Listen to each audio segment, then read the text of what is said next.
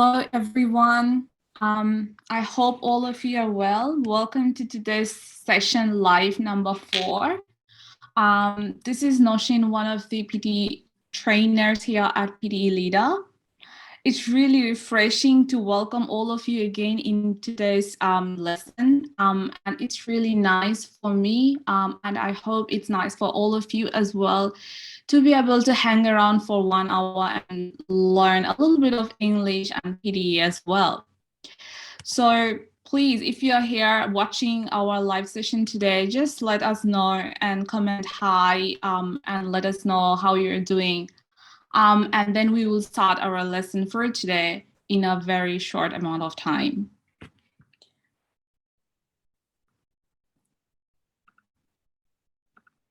Let me share my screen.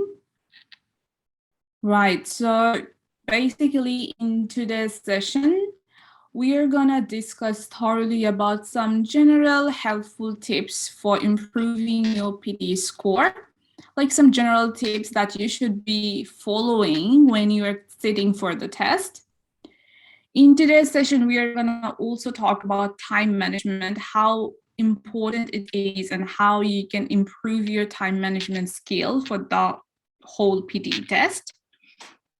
We are going to also talk about how important it is to get a feedback from professional trainers to improve your speaking skills, because speaking section is really, really important for the whole PTE test. And also it needs most amount of time as well to improve in your speaking section, to improve your pronunciation, fluency, content, and everything.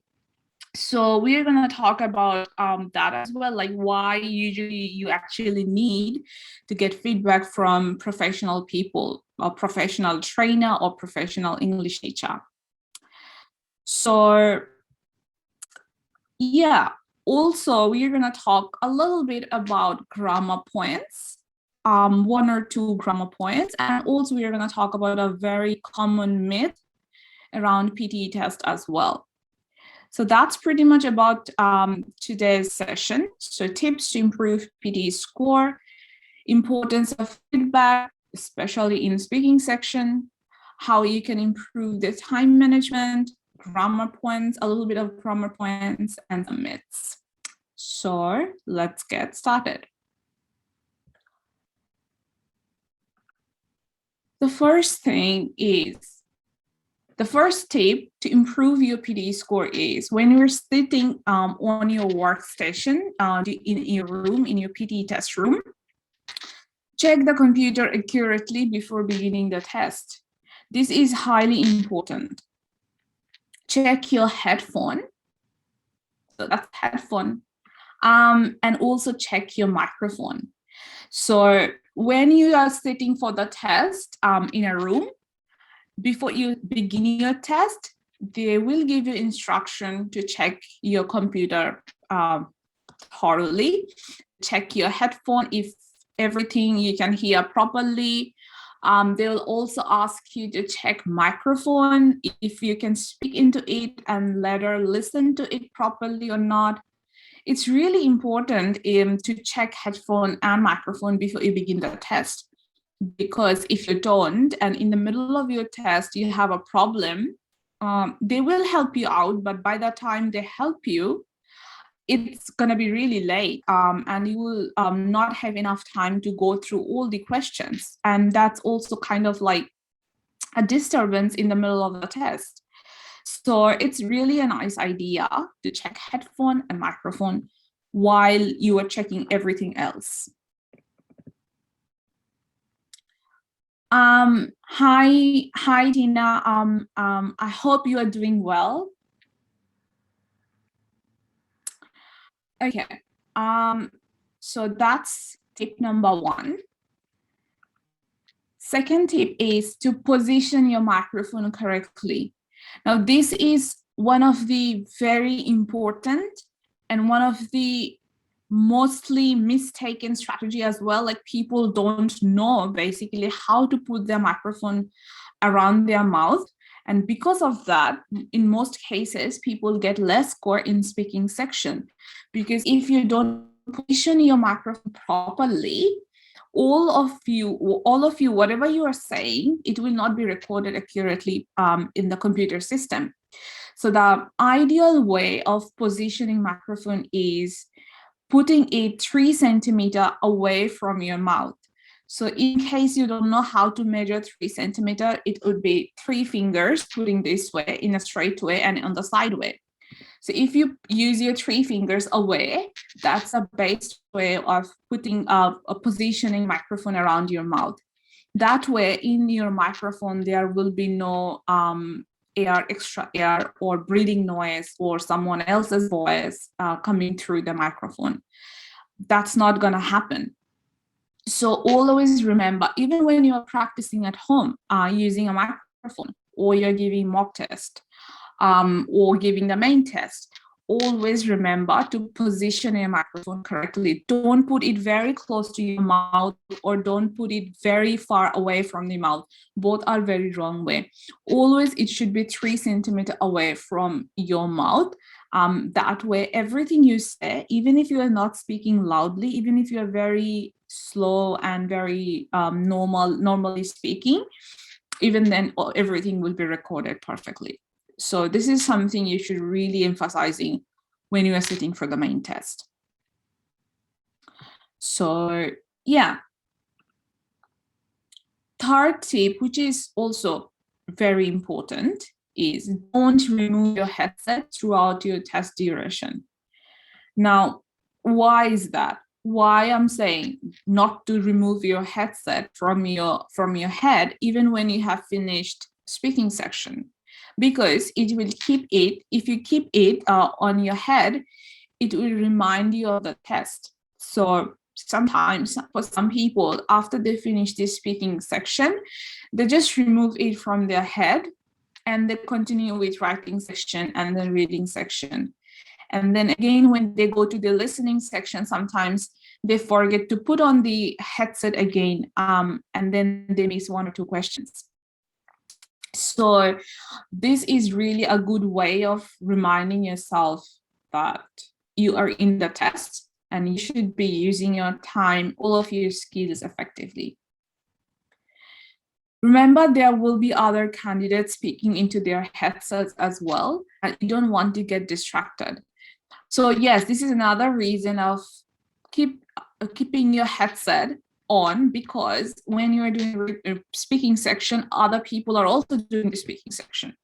And also they are speaking loudly at the top of their lungs. And that can distract you as well. So if you keep your headset that way, other people's voices will not distract you as much. And then you can focus more into what you are doing at the moment. Hi, Millie, how are you doing? I hope you're doing well.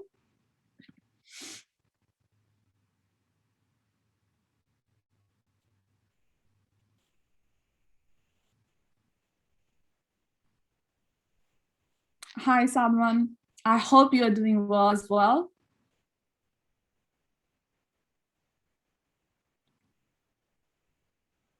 All right, going back to the topic. So we were talking about the headset. So yes, it's a reminder of your test, and also it will help you to not to be distracted by other candidates. Having a headset on sometimes helps students to focus better on the test. So this is another way. So when you have your headset on, you are not listening to other people's voice, other noises are not distracting you. So you can be more focused, more attentive into doing whatever you're doing during that time. So it doesn't matter if you're doing speaking section or not, always keep your headset on and remove it after you finish the whole test. Millie, that's good to know that you are doing well. And I hope this session is going to be very helpful for you as well.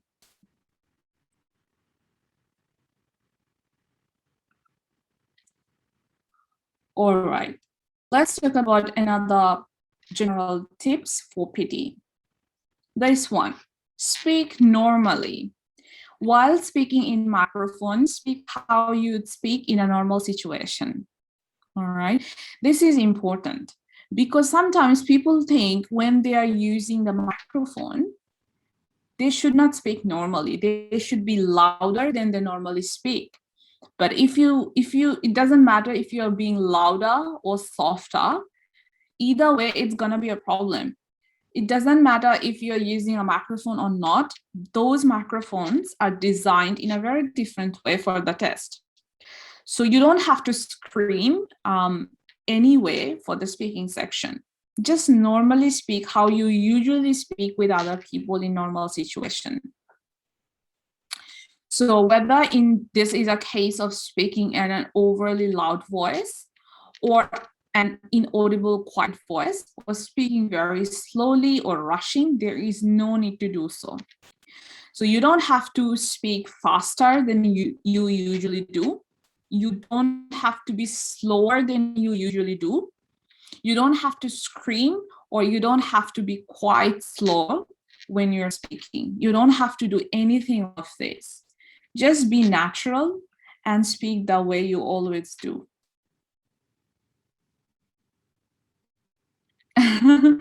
From Julie, oh really? It's my favorite time every Thursday as well, to be able to meet all of you lovely people.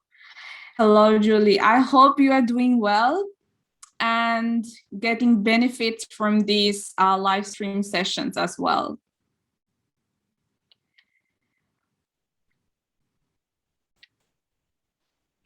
All right. So yeah, speak normally all the time. Don't do anything artificial or something that is not very usual for you. Hi, Tuan. How are you? I hope you are well.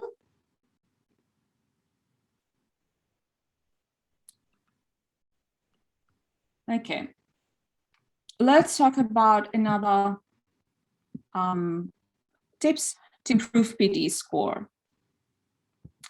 Focus on your own test and ignore other candidates.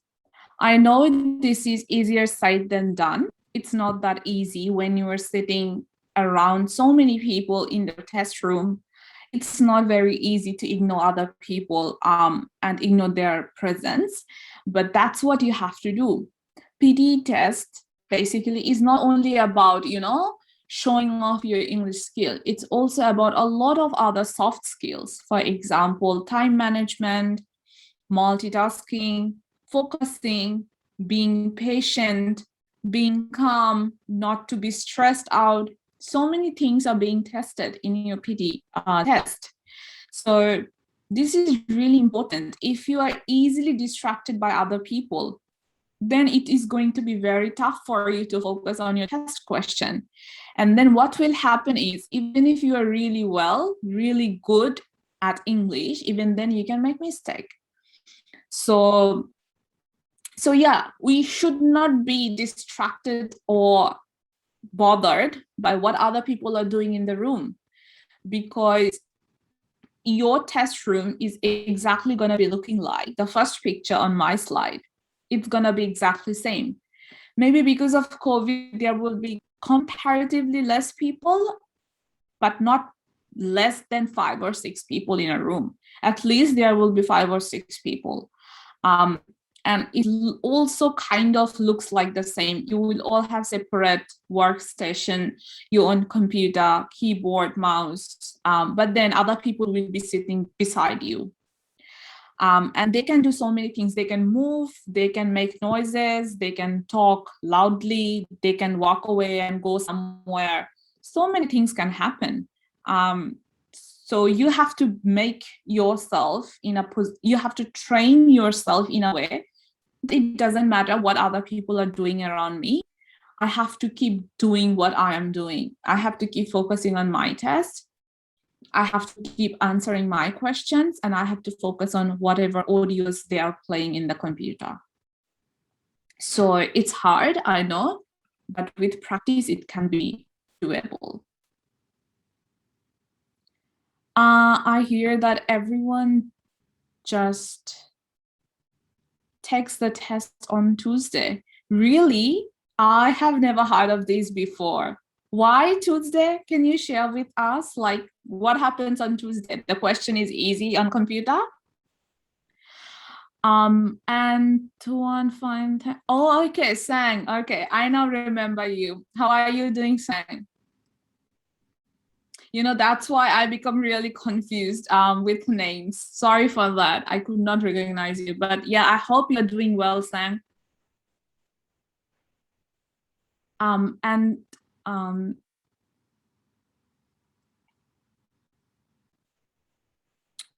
right, okay.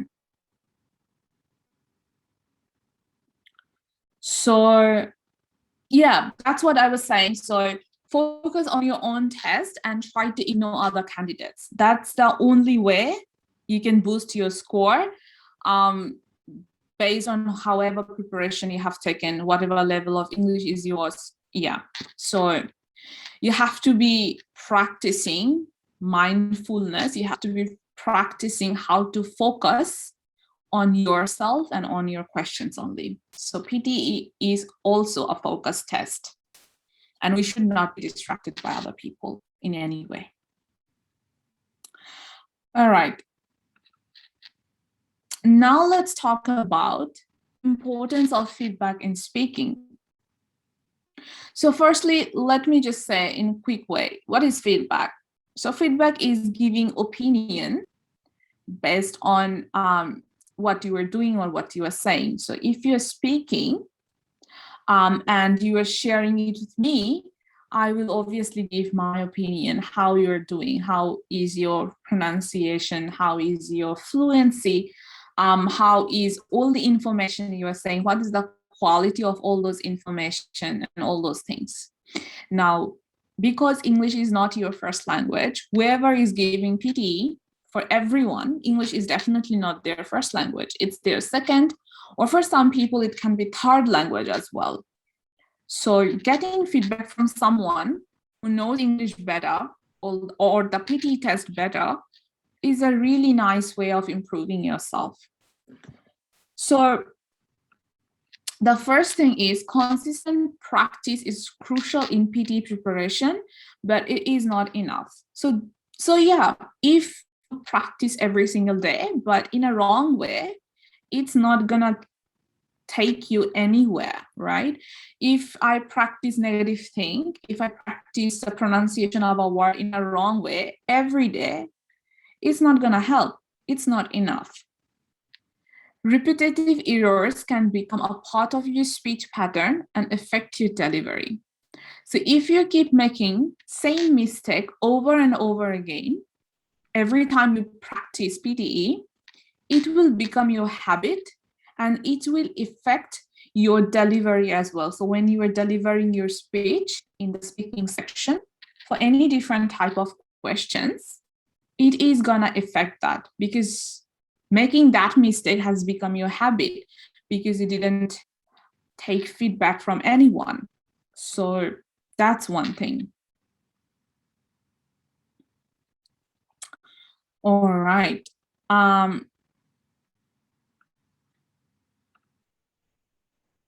Work with a qualified teacher. Now, this is also important. They will listen and give advice on improving your speech before you take the PTE test. So that's why to avoid repetitive errors, to avoid making mistakes, and not to make it a part of your speaking, what you have to do is you have to keep checking with a professional person, with a qualified teacher, because they will guide you through how to improve and where to improve while you're speaking. This type of constructive feedback will boost your confidence and enhance your communication skill. So obviously, when you take feedback from your teacher and the teacher says, look, you are doing great here and here, you are improving really well, it will obviously boost your confidence. You have that confidence that yes, whatever I am doing, I'm doing it in the right way. And I'll definitely get whatever score I'm aiming for, right? And also the teacher can say you like here and here, you should improve yourself, you should improve your pronunciation for this word and that word. That will also boost your confidence because now you know what not to do. Now you know there is someone for you to improve you. So either way, whenever you get a feedback, it really boosts the confidence. All right. So let's take some comments. From Millie, sometimes I feel that taking a speaking test with the computer will help me speak more and more confidently than talking to the examiner face to face. Do you see that?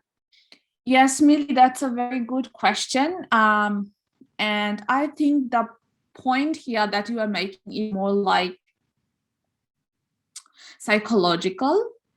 So usually when you are very aware that you're very conscious that someone is looking at you, judging you, trying to figure out whatever mistakes you are making, when you're conscious like that, you naturally make more mistakes. But then when you speak in the computer, and you know the computer is not looking at you, it doesn't have eyes, it's not judging you for whatever you are speaking, naturally you have more confidence. So yes, I have seen that in so many people. So many people do really well in PTE compared to IELTS because of this thing, not because of the question, not because of their English proficiency and all those stuff, only because they just feel more confident in talking with a computer or a machine than talking with an examiner. So yeah, that happens. But the thing is, even if you're speaking with an examiner, even if you're speaking with an examiner, if you just before that keep practicing with friends, random friends, face to face, this hesitation, will not be there anymore. So yeah, your feelings, the way you feel, like being more confident into speaking with a computer is very valid. It happens. The difficulty is when you are talking with the computer. So see, from the comment, I can see completely opposite things. One person is saying speaking with the computer is easy, but for other person, for Tina, it's very difficult to talk with the computer. So it really depends from person to person. I have seen both. So for some people, talking computer is hard. For some people, talking to a person in an examiner is hard. So I think it's all about your own psychology, how you are more confident, how you are more comfortable. That's where the thing is. Another thing from Tina, the comment, because on that day I'm not joining the class. They have a test and I have done it already. So no class on day. All right. Yeah, Tina, I think the test was on Wednesday, and not Tuesday. Maybe you check with admin later on, email or some other way, and they will help you with that. But I think the test was on Wednesday and not on Tuesday. Okay. All right.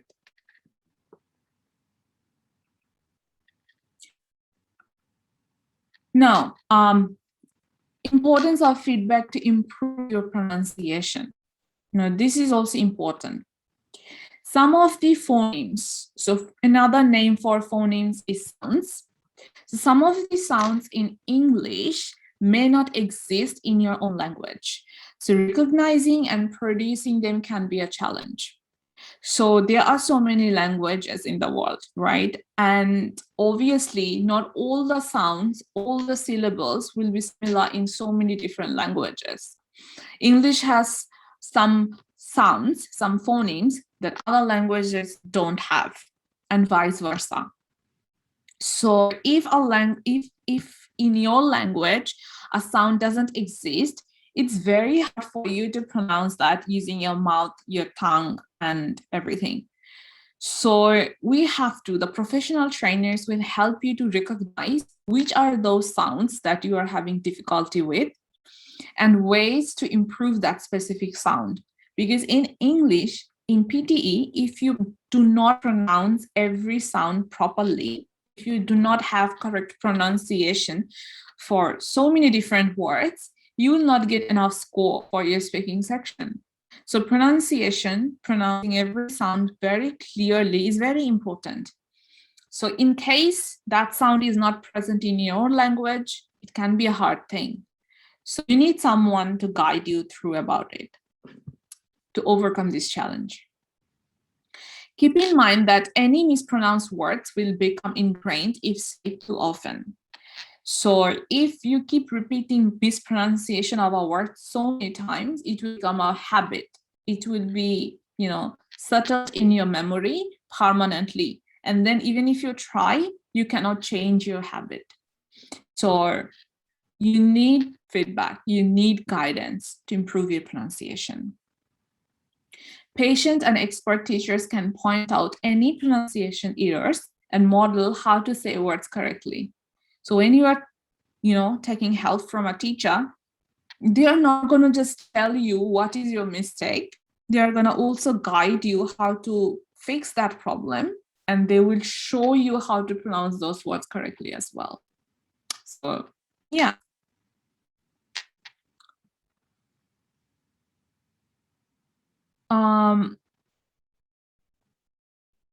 From comment, Tina, we can see they're expressive, so it usually make, all right. All right, so you look for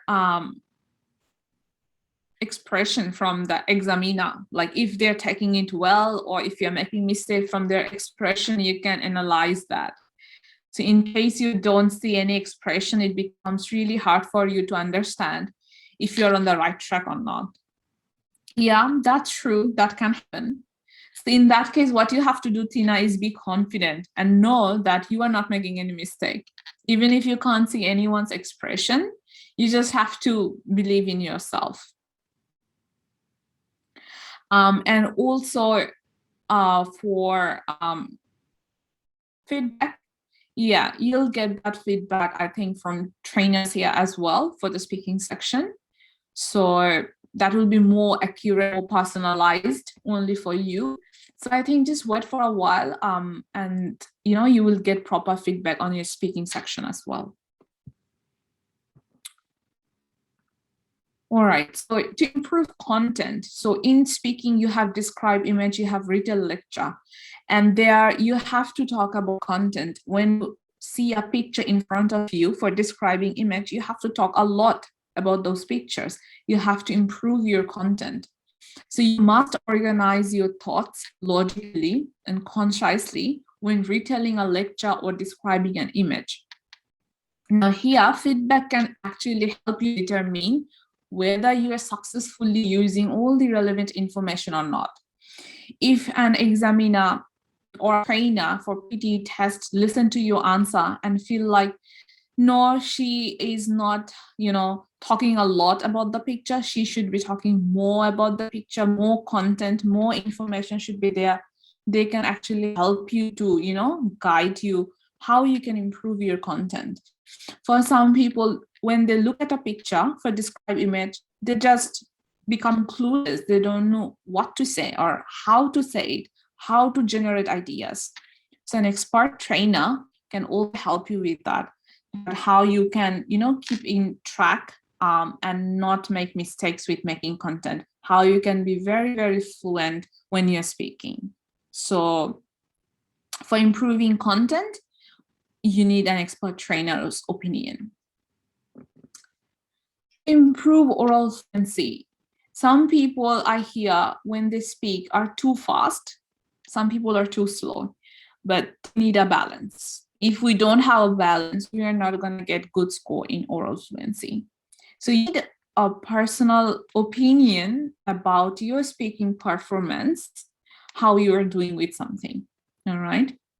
So at times, you might be knowledgeable on a subject, but can't express your eyes loud. it happens in so many situations. Maybe you are looking at a picture and you know a lot about that picture, but you don't know how to express yourself. You don't know what words to use to explain your ideas. At times that can happen. Now, you will lose points if you use fillers, hesitate, or stop, and then restart your answers. So if you use any of these things like hesitation, if you do a lot of mumbling, if you stop completely for a while, for 1 or 2 seconds, and then again start your answer, or if you use fillers, in any of these situations, you will lose points. Now, what is fillers? Fillers are like using phrases like, well, I don't know, fine, hang on, like so many things that doesn't have any meaning, but you're using these things just to take time to think about it. So these are called fillers, just to fill in when you're speaking. These are not the right ways to continue speaking for your speaking section. If you use these things, you will lose point. Your speech shouldn't be too fast, but it must be quick enough to respond with no hesitation. So here is the truth. When you're speaking, you should not be too fast, like running like a train. You should not be like that, but you should not be so slow either. Just you have to be fluent and naturally, going well with whatever you are saying.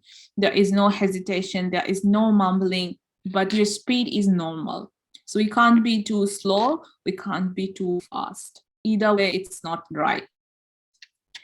Now, during practice, your teacher can tell you if your delivery is smooth and effortless. So again, if you take feedback from a trainer, they will exactly guide you and tell you if you're doing well, if everything is perfect, if your fluency is perfect, if your content is perfect, if your pronunciation is perfect. So you can always be, very updated about your performance when you take feedback for your speaking section. And also speaking section gives a lot of mark in the overall PTE test. You get so many points in also reading section, in listening section. So yes, that's a very, very useful section. The speaking section is very useful. If you do really well in speaking, obviously you will do very good in other sections as well. So take speaking section very seriously and try to get feedback as well. Remember, oral fluency revolves around how you can communicate. So yeah, fluency, it's not only about being very fast when you're speaking, it's more about how you can communicate with the computer, or how you can communicate with other people, how naturally, how comfortable you are when you're speaking without having any hesitation, mumbling, and stopping and pausing and all those stuff. So it's more about how beautifully you can communicate and talk with other people. All right. Next thing, strategies to improve time management. So this is a very common complaint from all the test takers, that they don't have enough time to complete their essay, to complete their summarized spoken text, summarized written text. Also, there is not enough time to speak about describing image or written lecture. So the first thing to improve your overall time management skill is to know question sequence and duration. This is very important, and most of the times students don't pay attention to these tips. But I am a fan of this tip, and I personally tell my students all the time to memorize the question sequence. It really helps. If you know which question is gonna come after which question, you will be mentally prepared to answer that. Because when you are practicing at home, you're practicing different types of questions, and you know how to deal what type of questions, right? So when you're sitting for the main test and you are doing read aloud, and after read aloud, there will be repeat sentence questions, not describe image, not read a lecture, or not answer short questions. There will be repeat sentence. So you will be mentally prepared instantly in your mind, you will remember all the strategies useful for repeat sentence questions. So that will save your time. And also when you remember the question sequence, you also remember the duration for how many seconds I'll be allowed to speak, how many seconds of preparation time I have, how many seconds should I be speaking, all those things. So that's a good strategy that you can follow. From comment during the test, when I don't know what to say next and need more time to think, what should I do? All right, okay, Julie. The thing is, when you are doing your speaking section, you should not take time to think. When you start speaking, the only thing you should do is speaking without thinking. Whatever thinking you need to do, you will do that before you start speaking. Okay? Because the moment you take time to think, you're gonna stop. And when you stop, your fluency points will be low. So let's say you are doing describing image. So before you start your describing image, you have 10 seconds of preparation time, 10 or 15. In that time, look at the picture and think of everything that you're gonna speak. If you need, you can take notes in the notepad as well. If you feel like there will be some words or there are some ideas in your mind that you should be writing, otherwise you may forget, just quickly take 1 or 2 words down in your notepad. So that's the thing.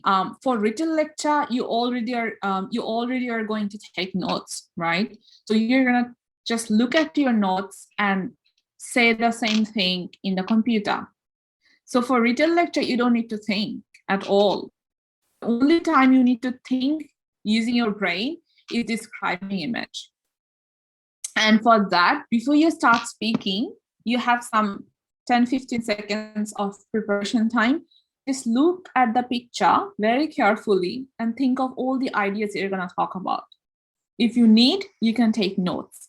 But once you start speaking, don't think, don't do that, all right?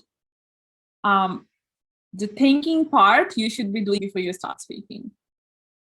Otherwise, it will be a mess. When you stop speaking, you become nervous. That also affects other questions as well. Once you do a little bit less good in one section, that demotivates you, right? And then that hesitation, that tension affects other questions that you're going to do next. So to avoid that, what you have to do is don't think at all, all right? Whatever thinking you need, do that before you speak. So if also in the same way, I would say, if you think you really struggle in describe image, practice that more before you sit for the test. And also when you are doing repeat sentence question and you know next describe image is coming and you struggle with that, you need more time to think about that, then you can be mentally prepared as well.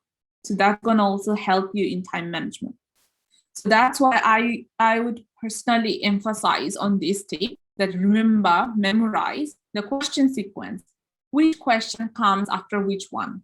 And how much time you have to answer those questions. What is the duration? That's really going to save a lot of time and stress in the long run. Next tip for improving your time management is preparing for time-consuming sections. So there are some questions, obviously, which will need more of your time. For example, writing essay. For example, writing summarized spoken text, writing summarized written text. For some people, describe image, written lecture. These things can take some time. It's not that easy or quick. So if you know you have struggle or if you need more time, usually in these sections, prepare accordingly when you are practicing at home. When you do that in the real test, you will not take much time as you usually need.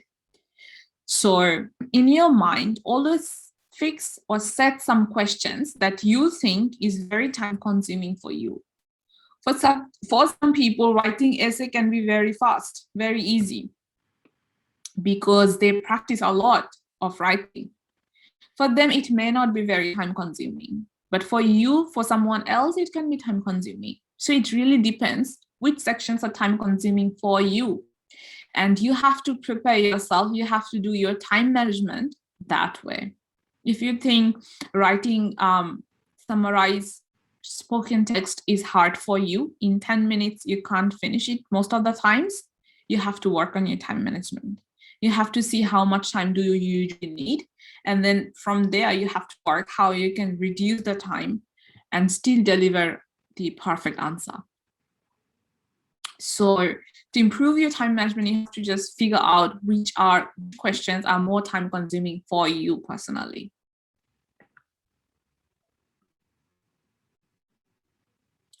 Or another one, prioritize more important item types. This is especially true for listening and reading section. In both sections, in reading and listening, they are gonna just give you total time. They're not gonna give you time specific for question to question, like speaking section. In reading section, they're gonna give you 30 minutes or 40 minutes together. In listening section, again, same, 30 minutes together. And in that time, what you have to do is you have to do every question within that period of time. So to save your time and answer more important questions, you have to prioritize those questions as well. For example, in reading section, fill in the blanks are more important compared to multiple choice questions. In listening section, write from dictation is more important than multiple choice questions or highlight correct summary questions. So try to spend less time into those less important questions and quickly go into more important questions and spend more time into there. Don't spend equal amount of time for every question, because that's not necessary.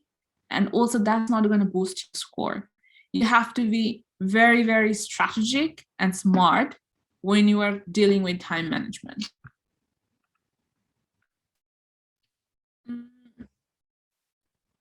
So another comment in writing, conclusion is important. So is it the same with speaking? Sometimes I can't complete the speaking on time. Yes, Tina. Conclusion is also important for speaking section as well. So when you are doing your speaking section, the last sentence is always going to be something like overall, blah, blah, blah, or in conclusion, or to conclude. The computer needs to know that you have finished the answer properly. And the computer can only recognize that when you use words like this, in conclusion, to conclude, overall. So yeah, for writing, for speaking, having a proper introduction and having a proper conclusion, both are very essential. So if you look at your computer and see your time is running, you don't have much time, you quickly have to finish it.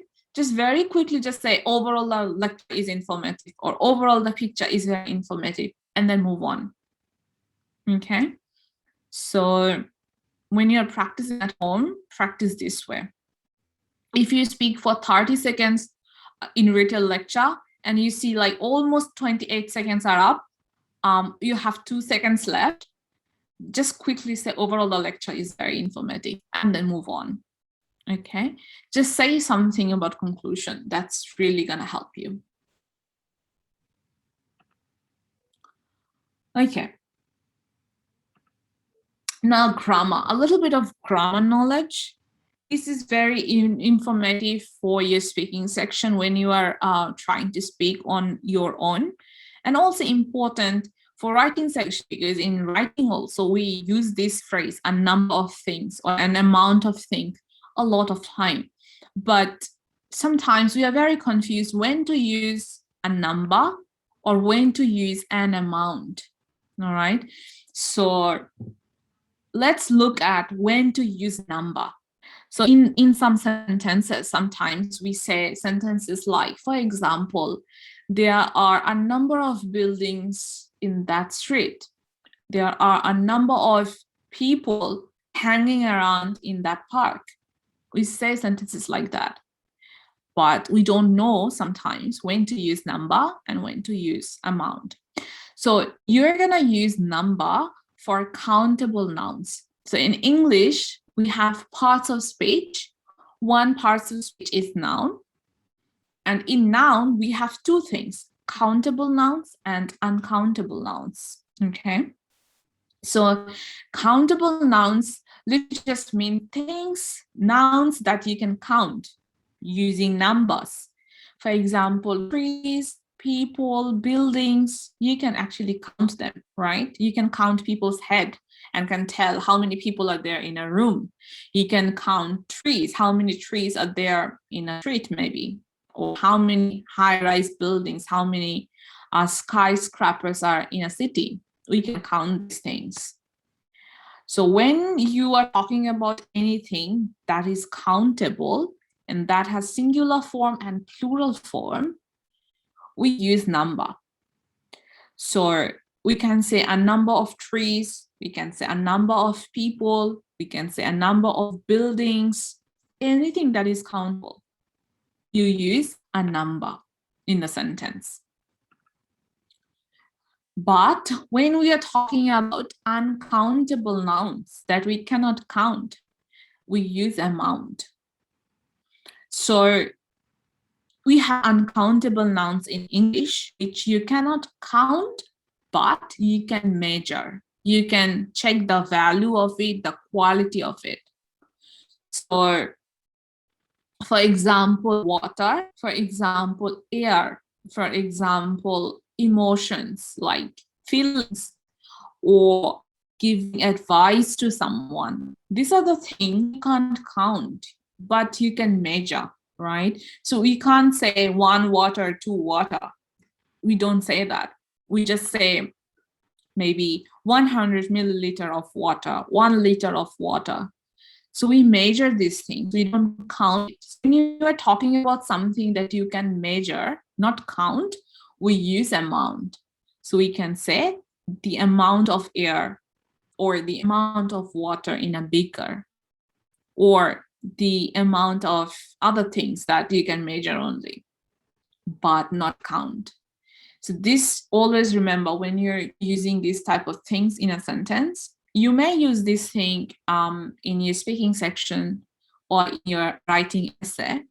Just figure out if that's a countable noun or if that's an uncountable noun. If it's a countable noun, use number. If it's uncountable noun, use amount. That's pretty easy. Let's talk about another grammar point. Fewer and less. This is also something very confusing for some people, when to use a fewer number of things or when to use a less number of things, because both mean the same. Again, it's the same as a number and amount. When you are saying something that is countable, that can be counted, we use fewer. Like, for example, a fewer number of eggs, fewer number of people, fewer number of buildings. So anything that is countable, that you can count, you can use fewer. But you use less, again, when you're talking about uncountable things that you can't, count using numbers. You can measure those things, the amount of that, then you use less. For example, less time, less effort. Now we can't measure time. We can't measure effort in number. Also, it's true for salt, sugar, rice, because these are the things, even if it's countable, like you can count grain by grain of a sugar, but it will take you ages, right? We don't usually count sugar or salt because these things are like different. We measure these things.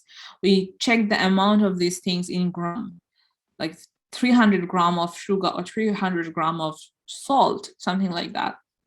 In those cases, you use less, not fewer.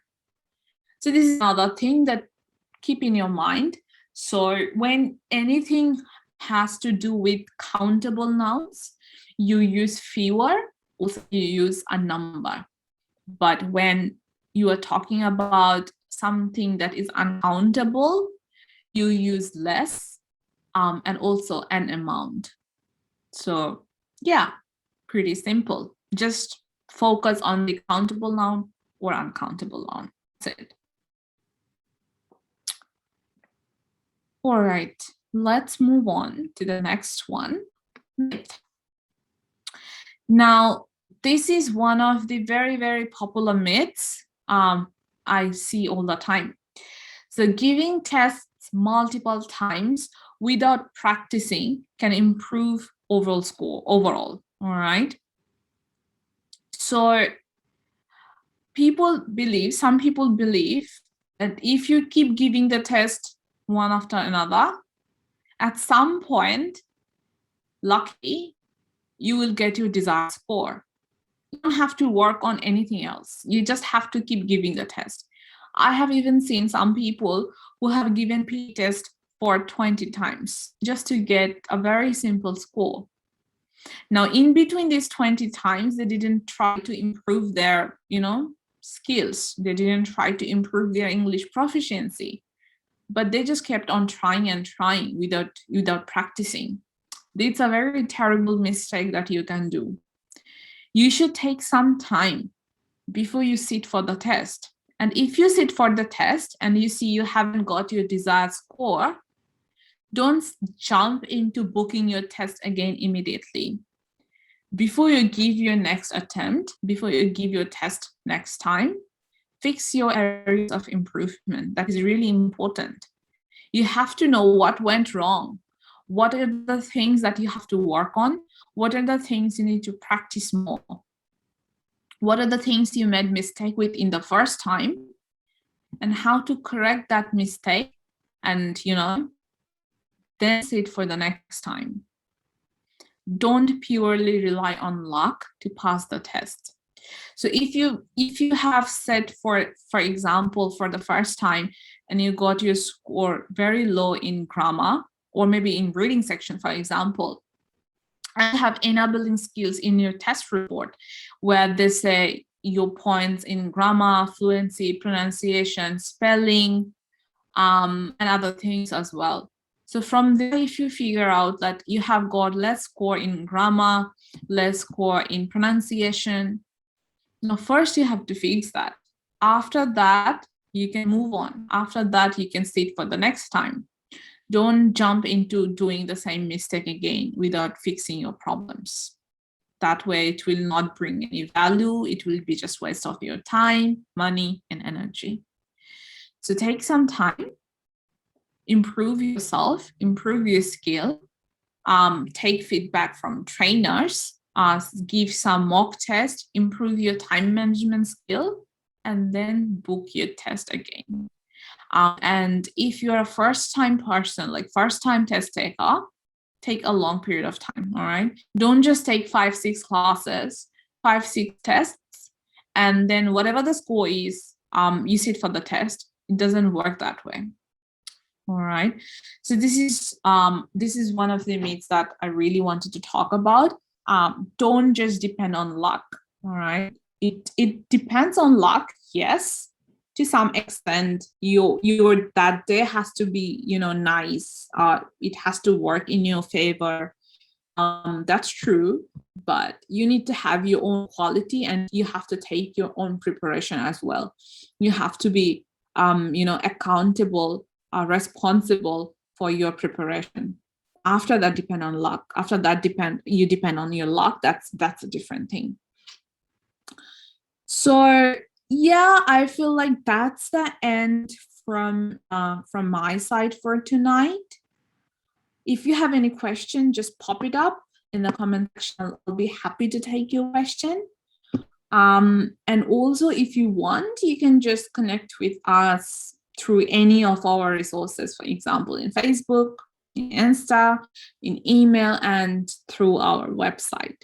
Either way is fine. Otherwise, just let me know if you have any other question or comments.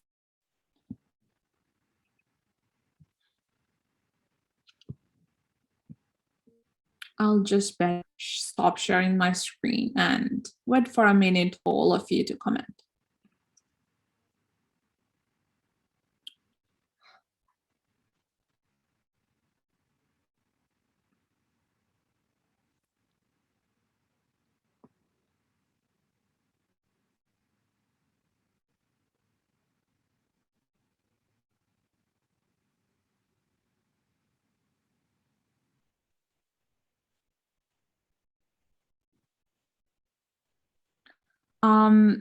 That's my pleasure, Jess. I'm very glad this information was quite helpful for all of the people who are watching.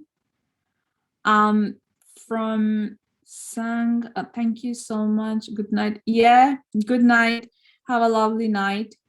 From Julie, thanks, Noshin. Hope to see you soon. Yes, Julie, I hope that as well.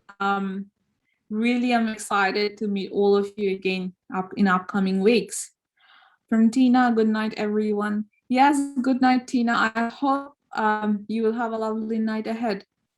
From Fawn, thanks. Yeah, you are most welcome, Fawn. I hope the session was helpful for you as well.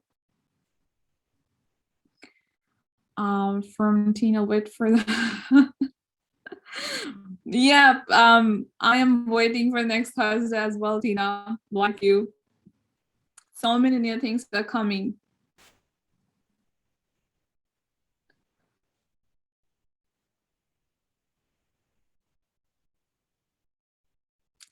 All right, so if you don't have any other questions or comment, I'll take the leave for tonight. I hope I'll meet you again in upcoming weeks. Till then, happy learning and good night.